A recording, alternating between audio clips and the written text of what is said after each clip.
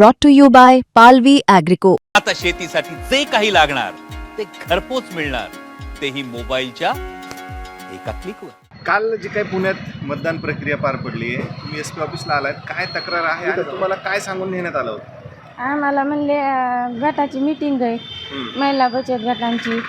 पुन्हा म्हणले गेल्या गेल्या देवदर्शन होईल जेजुरीत, पण तसं काय घडलं नाही. बरं आम्हाला पांढऱ्या गाडीमध्ये एक जणीला नेलं आणि एकटीच राहिले मागं. मी फार घाबरले, रडायला लागले. कर्मचारी होते तिथं, पोलीस कर्मचारी ते म्हणले ताई तुम्ही काय घाबरू नका, तुम्हाला घरी पोहोचतो ते व्यवस्थित. असं झालं. मतदान केलं?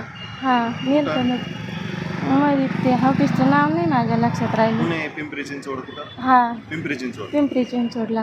कुणाला मतदान केलं? घड्याळा. गडे त्यांनी सांगितलं का? हो.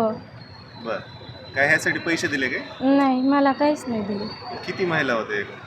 4 बस होत्या. 4 बस. पण त्या कुठल्या होत्या काय माहिती. 3 गावाचे आहेत नाव माझ्या लक्षात, सावरगाव आणि काळेवाडी आणि शिरस मार्ग. म्हणजे गेवराई तालुक्यात? हो. बरं, आता तुमच्यासोबत किती महिला होत्या तुमच्या गावात? आमच्या गटातल्या 10 जणी महिला आहेत.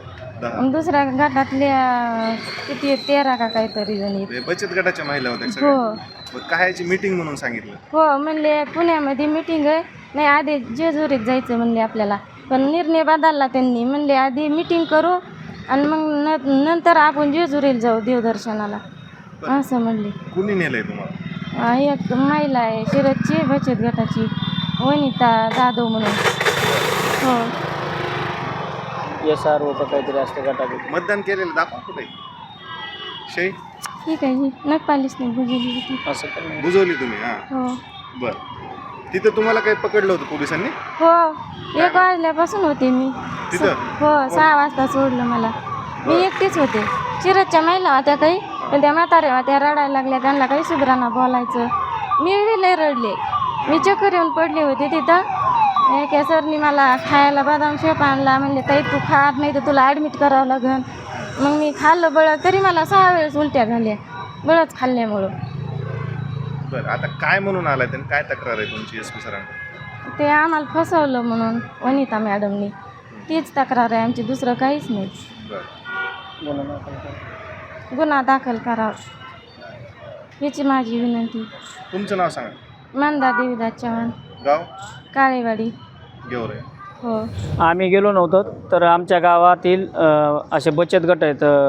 2 बचत गट आहेत, ज्यांच्या एका गटात 15-15 महिला आहेत. आणि आम्हाला ग्रामपंचायत ग्रुप असल्यामुळं शिरस मार्ग हे ग्रामपंचायत आणि आम्ही काळेवाडी ग्रामपंचायत अंतर्गत, तर तिथले 2 ग्रुप, महिला बचत गटाचे 2 आणि काळेवाडीचे 2. परत बाकी इकडं तिकडं सावरगाव काय असे तसे गावाचे नावं घेतले महिलांनी, पण ते तर त्यांना माहीत, आम्ही काय गेलो नव्हतो. पण हे आमच्या जे बचत गटाचे जे SRO आहेत, वनिता बाळासाहेब जाधव आणि त्यांचे पती बाळासाहेब जाधव शिरस मार्ग, हे गेल्या 15 दिवसापासून आमच्या गावात चक्रा मारत होते, किंवा आपल्या गावातील सर्व गटांना आपल्याला संक्रांतीनिमित्त जेजुरी देवदर्शनासाठी जायचं आहे.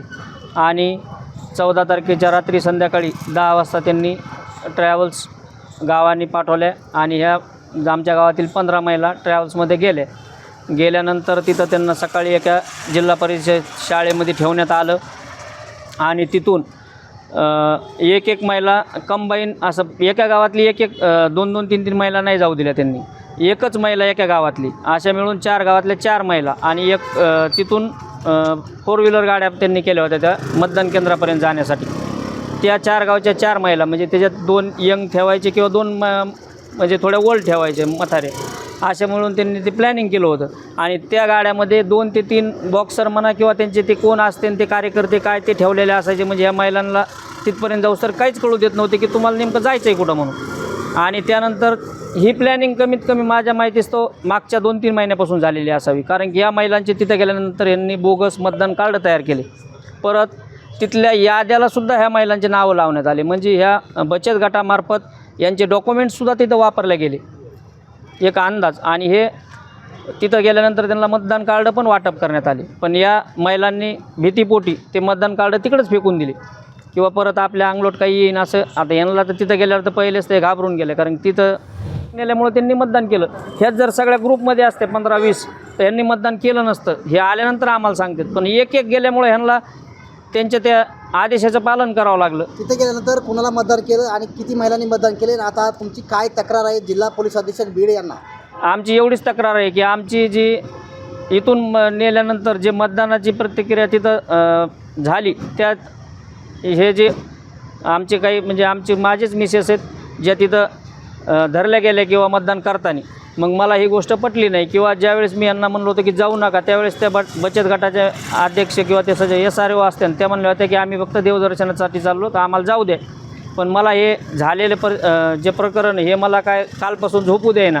मी हा लोकशाहीचा चाललेला जो हे गळा आवळण्यासाठी जे चाललेला प्रयत्न आहे हो मला सहन होईना. मी काल 4 वाजल्यापासून याच प्रतिक्रियेत आहे. किंवा मी एकटा जरी उभा राहिलो तरी हरकत नाही, हजारो नाही पाठीमागे आले तर हरकत नाही, पण मी या बंडाच्या विरोधात आवाज उठवणार. यासाठी मी SP ऑफिसला माझ्या पत्नीसह तक्रार नोंदवायसाठी आलेलो आहो. काय मागणी तुमची आता? माझी एवढीच मागणी आहे की जे ते बचत गटाच्या मार्फत त्यांनी जो एवढा मोठा काळा बाजार केला आहे त्यांच्यासोबत कोण आहे आणि त्यांचे धागेदोरे कुठपर्यंत पिंपरी चिंचवडपर्यंत म्हणल्यानंतर हे लय मोठं रॅकेट आहे. तर हे पोलीस सूत्रांनी यांच्या पूर्ण मुळाशी जाऊन योग्य ती कारवाई करावी अशी माझी मागणी आहे.